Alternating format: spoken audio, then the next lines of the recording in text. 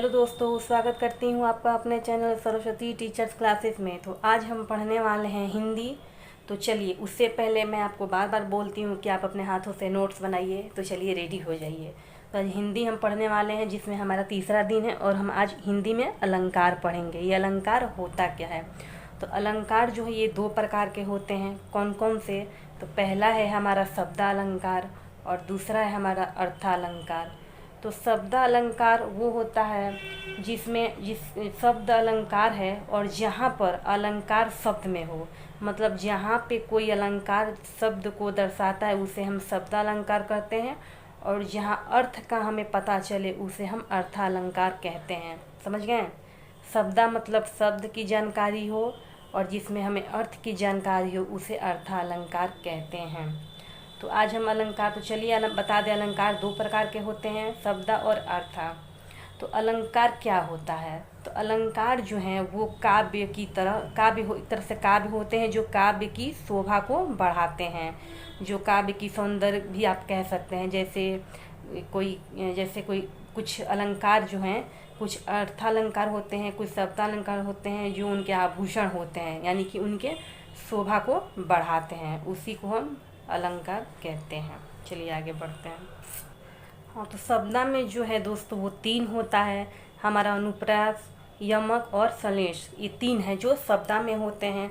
अर्था में होता है उपमा, रूपक, उत्प्रेक्षा, अतियोक्ति, विभावना, भ्रांतिमान, संदेह, असंगति और मानवीकरण।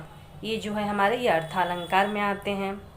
तो हम बात करते हैं ये शब्दालंकार में। हम पहला टॉपिक जो है हमारा अनुप्रास का, आइए देखते हैं। तो ये जो हमारा अनुप्रास अलंकार है ये क्या होता है?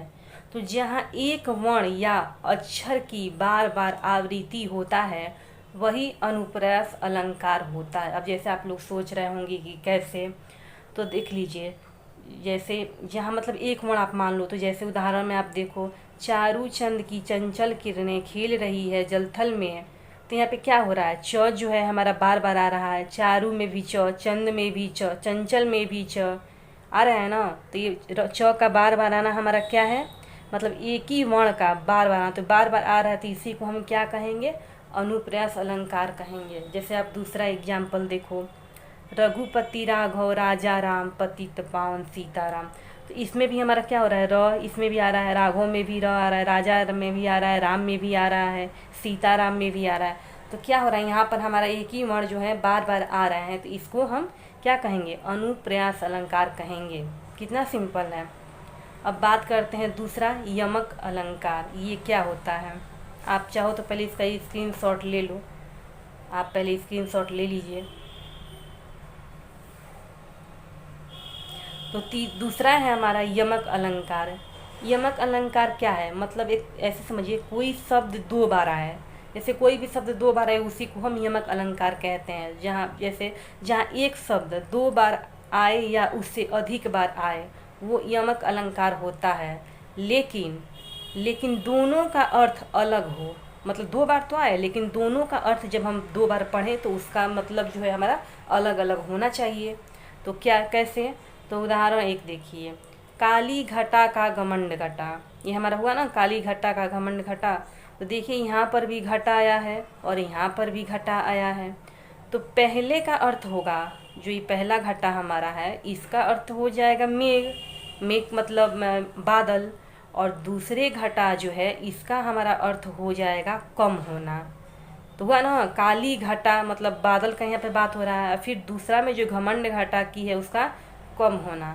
तो काली घटा का घमंड घटा मतलब मेघ मतलब बादल और दूसरे का मतलब कम होना। इसी को हम यमक अलंकार कहते हैं। समझा गया ना? जहाँ यहाँ पे भी काली आया है, दो बार आया है, काली यहाँ पे है, यहाँ काली के बाद घटा यहाँ पर भी आया है और घमंड के बाद घटा यहाँ पर भी आया है। तो हमारा क्या हो गया? ये यमक अलंकार हो गया, जो अर्थ को, जो दोनों का अर्थ अलग अलग हो उसी को कहते हैं। जैसे दूसरा आपको बता दें, दूसरा उदाहरण, कनक कनक ते सौ गुनी माका ता अधिकाय, वा खाए बौराए नरवा पाए बौराए। तो यहाँ पर भी हुआ ना, देखिए कनक कनक दो बार आया है, लेकिन ये कनक कनक जो 2 बार आया है, इसका अर्थ जो होगा वो भी क्या होगा, वो भी हमारा अलग अलग होगा, क्योंकि हम ऊपर बताए हैं ना कि इसका 2 आएगा या 2 से अधिक भी आएगा, लेकिन इनका जो अर्थ है दोस्तों वो हमारा अलग अलग होगा। जैसे देखिए, पहले कनक का मतलब हमारा हुआ सोना और दूसरे कनक का मतलब हुआ धतूरा। ये सोना मतलब सोने वाला मत समझिएगा, सोना जो जिससे आभूषण बनते हैं उस सोने की बात मैं कर रही हूँ। दूसरे का मतलब हो गया धतूरा, समझ गए ना। कनक कनक ते 100 गुनी, माद का ताधिकाय, वा खाए बौराए, नरवा पाए बौराए। तो ये हमारा क्या हुआ, इसमें भी हमारा 2 बार आया, तो ये भी हमारा यमक अलंकार हो गया। तीसरा जो हमारा है उसे कहते हैं सलेश अलंकार। इस मतलब इसका मान लो आप चिपका हुआ, इसका चिपका होना होगा। तो कैसे, जैसे कुछ अर्थों का चिपका होना, तो एक शब्द एक ही बार प्रयोग हो और उसका अर्थ भिन्न हो, माने वो शब्द एक ही बार आए लेकिन उसका मतलब जो है, उसका अर्थ जो है, उसका भिन्न जो है वो अलग हो, उसी को हम संश्लेषण अलंकार कहते हैं। अब आप सोचोगे कि कैसे, तो देखो अब पहला उदाहरण, रहीमन पानी राखिए बिन पानी सब सून, पानी गए ना उबरे मोती मानस चून। तो यहाँ पे पानी का अर्थ क्या होगा हमारा, यहाँ पे पानी दिया है, पानी का अर्थ यहाँ पर भी पानी है, आप देखो यहाँ पर भी पानी है, तो ये 3 पानी दिया है, पानी यहाँ पे 3 बार आया है, 3 बार पानी का यूज हुआ है ना। तो ये पानी का अर्थ क्या होगा, तो पानी का अर्थ एक बार मोती होगा, दूसरी बार में मनुष्य होगा और तीसरी बार में चून मतलब आटे के लिए।